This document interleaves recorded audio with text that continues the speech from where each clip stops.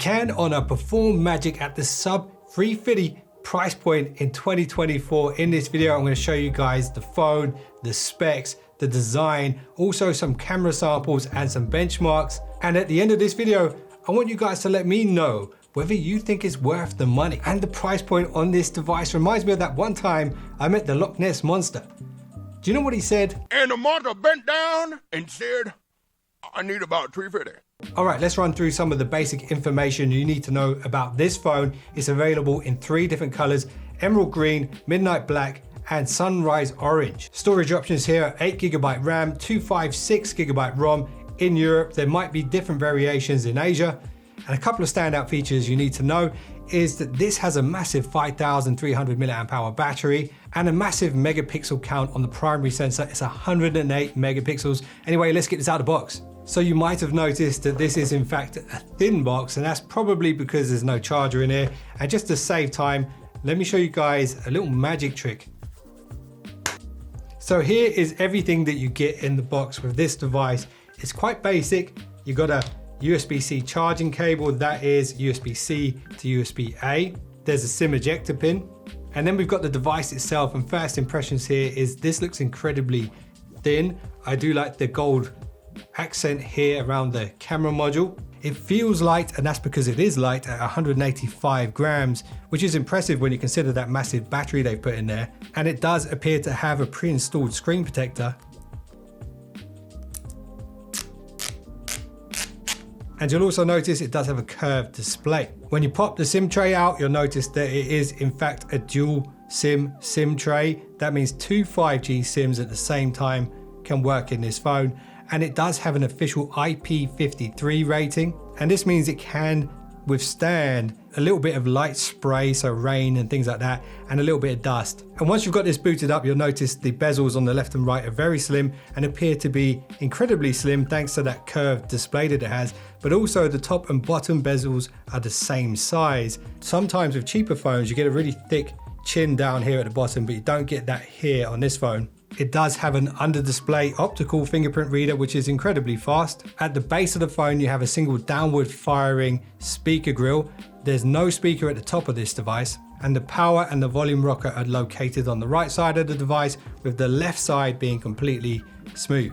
And the selfie camera is centrally placed at the top of the display in that punch hole configuration. And we will come back to the camera specs a little later on in the video. And I love this design here on the camera module. It does remind me of an old Huawei device. I think it was the Mate 50 that had this kind of circular design. We have 3 cameras here, flash at the bottom, and at the center there it says Matrix AI Vision Camera. The display panel here on the Honor Magic 6 Lite is a 6.78 inch AMOLED with 120 Hz refresh rate, 1200 nits of peak brightness, which is pretty damn bright and should be fine for even the brightest of days. And a standout feature that this display has is the 1920 Hz PWM dimming. PWM stands for pulse width modulation. This is a method of reducing the screen flicker, which can often be imperceivable to the human eye, but can cause eye strain and fatigue without you knowing it. So that's a nice feature. This isn't an LTPO display, but it can slow its refresh rate down to 60 Hz when needed, and that can save power. It also has dynamic dimming. And one of the cool things about this dynamic dimming is it actually gradually adjusts over time, as opposed to just automatically making everything orange in one go like we see on some other phones. Now, one of the standout features of this phone is that it uses an interesting glass. And although I don't know its official name, what I do know is Honor call it the Ultra Bounce Anti-Drop Display. They say the drop resistancy here at all angles is up to 1.5 meters, which is a bold statement. And actually this is backed up by SGS, a company in Switzerland that's known for testing products and giving them certifications. And this actually has an SGS 5-star certification for that screen durability. That's pretty crazy. Okay, now let's talk about speed and power. It does have that 5,300 mAh battery. Doesn't have a charger in the box. I can recommend the Anker mini chargers. This one here, I believe, is a 35 watt charger, fairly inexpensive and very compact. So this could be a good option for a device like this, but there's a very good chance you have a 35-watt charger already lying around because it's a pretty standard speed these days. And I want to say this phone has a 2-day battery life on it, and you don't just have to take their word for it or my word for it. DxOMark have actually put their gold stamp of approval on the battery on this device. So that's a pretty big deal. And if you're not that concerned about battery, you can of course use the performance mode if you need that extra boost. And there's also a power saving mode if you want to get the most out of the device. In regards to processing power here on the Honor Magic 6 Lite, we do have the Snapdragon 6 Gen 1. We've got the 8 gigs of RAM, but that can be doubled and expanded to 16 gigabyte of RAM if you're willing to sacrifice some of the ROM. They call it the Honor RAM Turbo feature. It will speed up backgrounding time. In terms of performance versus the Magic 5 Lite, the CPU processing power is up 40%, the GPU up by 35%. The operating system is Android 13 with the Magic OS skin on top. And there's some really cool features that I like on this device. I like the ability to be able to change the transitions very quickly, and I really like the cards. Check this out. So I've set up a card here, and it's actually a card stack, and I can swipe between these. And we've seen this before, but there's a nice feature where you can expand all of the cards on one page just by swiping up and holding.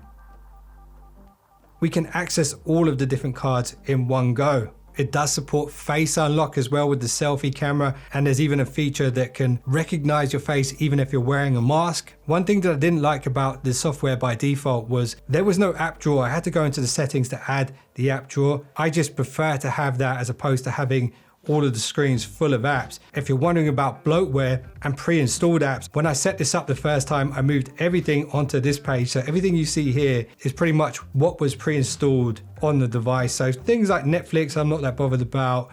Booking.com, a little bit unnecessary. These kind of things here as well, I will never use these. But you do have to keep in mind, this is one of the ways that manufacturers can keep the cost of their devices low. In order to do that, sometimes they have to sell advertising space here. For example, like Netflix and TikTok and these kind of things. But if you don't want them on day one, you can simply just uninstall them all. And if you already have Honor devices, there's a bunch of smart connect features here that will link this device to those and seamlessly communicate back and forth. So this could be great for some of you guys out there if you have an Honor laptop, for example. Now, although this is not the most powerful chip in the world when it comes to gaming, I am actually very impressed with this because I've got Genshin Impact running here.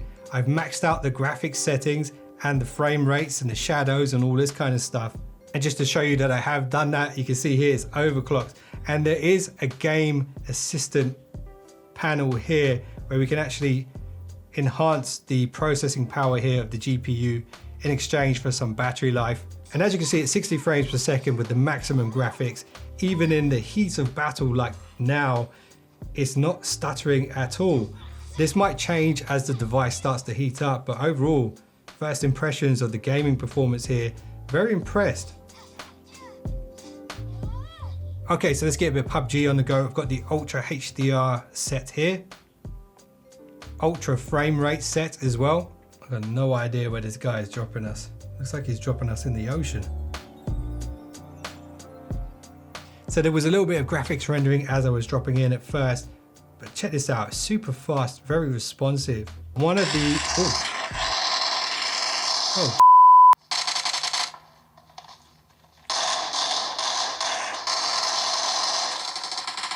man, it's two of them.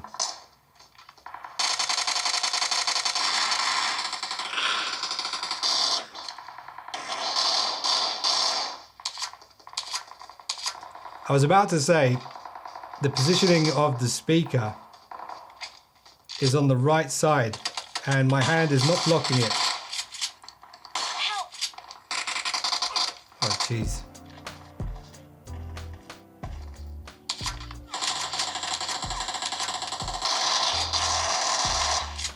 Oh,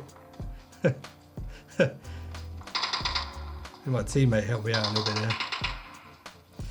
So the positioning of the speakers on the right side, if I turn the phone around, what happens is you block the speaker grill, which is not ideal. But the sound quality is pretty damn good actually for a simple speaker. So thermals on this is really quite impressive. I was playing for quite a while there and it was pretty intense at some points. And you can see the thermal reading just to the right side is 36.5 degrees. That's the maximum temperature.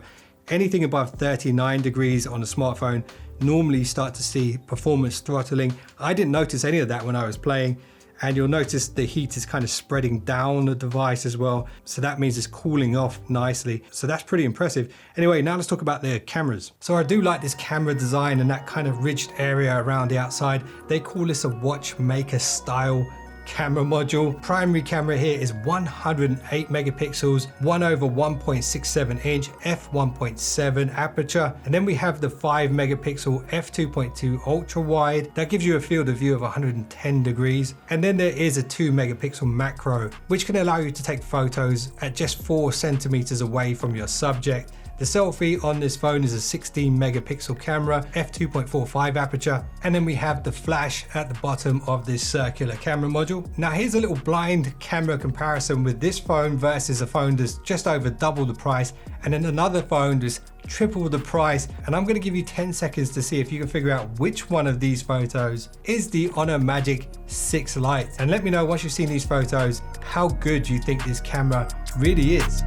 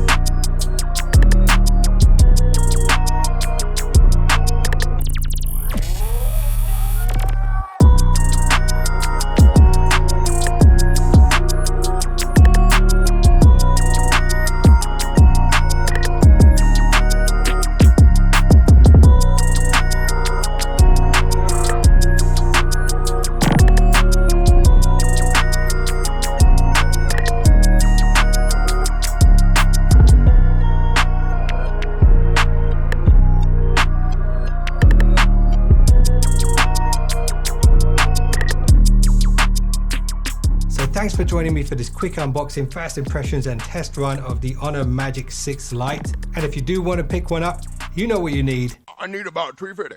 See you in the next one. Don't be late.